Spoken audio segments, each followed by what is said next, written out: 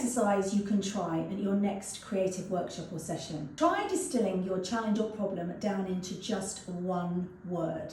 Now, I know it seems like a really big ask, but ask around the room, everyone that you're working with, what is the one word that summarises your challenge, the problem? The purpose of this is really to get yourself to really focus on what you think the problem is.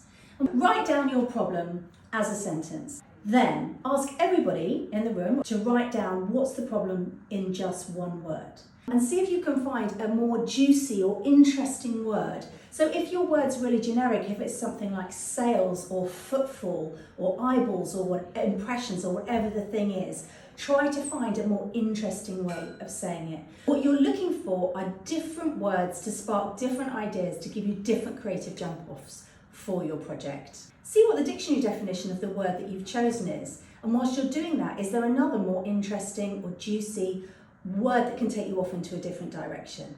Ask your colleagues to do the same thing, and then see what your collection of words is. This can be a really quick exercise, and you can find out whether you're all on the same page, all in different places, and whether there's any interesting, juicy, creative territory for you to follow.